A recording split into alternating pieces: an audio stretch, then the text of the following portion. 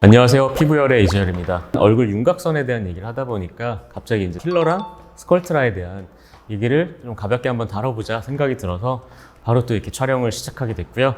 그래서 스컬트라는 이제 뭐 병원에 좀 다녀보셨던 분들은 아실 텐데 자기 콜라겐을 좀 두툼하게 만들어줘서 뭐 볼륨감을 주는 시술이다 뭐 이런 식으로 보통 말씀들을 드립니다. 그래서 흔하게 스컬트라와 필러와 뭐가 좋으냐, 뭐 스컬트라 맞아도 되느냐, 스컬트라는 어디에 맞으면 효과가 좋느냐, 뭐 이런 질문들을 많이 하시고, 혹은 아예 스컬트라가 뭔지 모르는 분들도 있죠. 그래서 스컬트라라는 물질은 이제 맞으면은 조금의 볼륨감이 좀 생긴 효과가 있긴 있습니다. 근데 필러처럼 즉각적 효과가 있는 게 아니고 이게 들어가서 시간이 지나면 점점 이제 이 밑에 피부층이 두꺼워지면서 여기 볼륨감이 좀 생기는 효과라고 생각을 하시면 됩니다. 근데 필러와 비교해 보면 엄청나게 이제 볼륨감을 확 잘 만들어주진 못하고요. 이제 어느 정도 저 같은 경우에는 이제 약간 체중이 좀 늘 때 이제 그때 정도의 볼륨감 정도. 그러니까 자연스러운 건 장점이지만 아주 큰 볼륨감은 아닌 정도라고 이제 말씀을 드려요.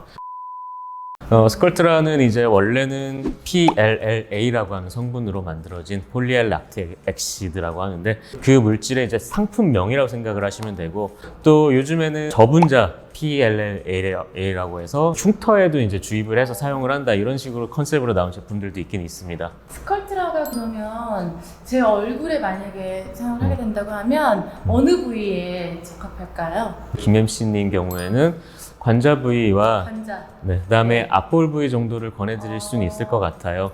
그러니까 여기와 한 요 정도 영역들. 근데 여기서 같은 경우에는 요 선 위로만 이제 주입을 하는 거겠죠. 여기 입술부터 귀 위쪽으로만. 스컬트라가 장점을 갖는 경우는 나는 필러 시술을 원치 않는다, 좀 위험해서 싫다 이렇게 얘기하는 경우에 그럼 요건 좀 안전한 주사니까 맞아보세요 라고 말씀을 드려요. 근데 성형외과 선생님들 같은 경우에 많은 분들이 스컬트라 절대 맞지 마라라고 말씀을 하시는 분들이 있어요. 그러니까 그것도 이제 나름의 다 이제 이유가 있는 주장들이신데, 이것들이 이제 콜라겐을 아까 만든다고 얘기를 드렸는데 정상 콜라겐과는 조금 다른 콜라겐, 그러니까 흉터성 콜라겐이라고 표현을 해요. 그래서 이게 굉장히 좀 유착도 심하고, 이제 스컬트라를 맞았던 분들한테 다른 주사 시술하려고 이제 주입을 해보면 안에 조직들이 굉장히 뻑뻑하고 일반 콜라겐이랑 좀 다른 면은 분명히 있습니다. 그래서 그런 이유 때문에 이제 성형 수술을 해야 된다거나 뭐 이제 이런 경우에 스컬트라 주입했던 분들은 굉장히 방해가 되거든요. 또 성형외과 선생님들이 싫어할 만한 이유 중에 하나는 이제 눈 밑에 스컬트라 주입했을 때 이게 딱딱하게 결절을 만드는 수도 있어요. 그러니까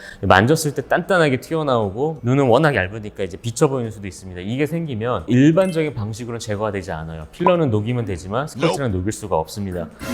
네, 그런 경우에는 사실 수술로 제거를 하는 수밖에 없거든요. 그래서 그런 이유들 때문에 스컬트라를 좀 절대 하지 말라라고 주장을 하는 경우도 있어요. 그래서 저 같은 경우도 사실 눈 밑에는 환자가 절대로 필러 맞을 생각이 없다, 부작용 물론 빈도가 낮은 것도 사실이기 때문에 좀 희석을 많이 해서 주입을 하는 경우도 분명히 있긴 있습니다. 물론 이런 것들에 대한 설명을 다 드리고 서로 이제 동의를 다 하고 나서 이제 하는 거죠. 그런 얘기들 하고 주입을 하고, 그다음에 이제 보통 여기 관자라던가 이제 여기 팔자 근처에 여기 볼 꺼진 부위 같은 경우에는 스컬트라를 조금 추천을 많이 드리는 편이긴 합니다. 근데 여기 같은 경우에는 이제 아까 얘기했던 그 딱딱한 결절이 생겨도 크게 티가 나지 않는 경우가 많고, 또 자연스럽게 볼륨감을 주기에는 필러보다 가성비가 좋은 측면도 있어요. 필러는 아주 많은 양이 필요하고 조금 꺼지는 게 문제가 되지만 스컬트라는 효과를 보고 나면 어느 정도 유지가 1년에서 2년 정도 잘 되기 때문에 가성비적인 면에서 좋을 여지도 있습니다. 대신에 너무 많이 꺼지면 스컬트라로 한계가 분명히 있어요. 또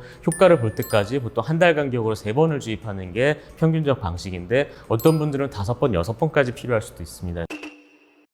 이런 개인차들도 있는 시술인 점도 있고 정량적이지가 않아요. 그래서 필러 같은 경우에 내가 이만큼 넣으면 이만큼 올라올 거란 감이 있지만 스컬트라는 물론 이제 경험에 따라서 요 정도 효과는 보겠지 하지만 이제 확실하게 딱 정량적으로 나오는 게 아니고 기다리면서 어느 정도 좀 환자의 반응을 봐야 되는 면이 좀 어떻게 보면 단점일 수도 있습니다. 그래서 흉터성 콜라겐을 만든다고 했지만 이제 만졌을 때 이게 단단하고 그런 건 아니고요. 안쪽 조직에서 그렇다는 얘기고, 아까 얘기한 딱딱한 결절은 그냥 부작용이 날 때 얘기지 그게 항상 생기는 건 아니고 빈도는 물론 낮지요. 그리고 이제 결과는 이게 한 2년 정도 보통 유지가 되고요. 2년 정도 지나면 다시 좀 볼륨감이 줄어서 보통 반복하는 분들은 실제로 2년 정도 지나면 아 이제 좀 꺼지는 것 같다고 하고 또 맞고 가시고 합니다. 그럼 어떤 분한테 맞으면 좋느냐? 저는 일단은 이 시술을 권해드릴 만한 분들은 1번 이제 필러 시술에 대해서 거부감이 많은 분들, 정말 단 1의 리스크도 감당하기 싫다 하는 경우에는 비교적 안전한 스컬트라는 그런 분들한테 권해드리고, 두 번째로는 노화가 많이 진행되지 않고 너무 많이 꺼지지 않았는데 조금의 볼륨감으로 많은 효과를 볼 것 같은 분들, 그런 분들한테 이제 스컬트라를 권해드립니다. 그러니까 성형외과에서는 맞지 말라고 하고 또 피부과에서는 괜찮다고 하고 헷갈리시는 분들이 많았을 텐데, 그냥 장단점을 제가 다 풀어서 말씀을 드렸고요. 그래서 그런 점들을 종합을 해서 나에게 맞을 것 같다고 한다면 시도를 해볼 수도 있겠죠. 그래서 이상으로 오늘 내용을 마칠 거고요. 궁금하신 점은 항상 댓글 남겨주시고 유튜브 열심히 구독해주시고 많이 많이 봐주시기 바랍니다. 이상으로 여러분들과 유튜브로 썸을 타고 싶은 피부과 전문의 이재열이었습니다.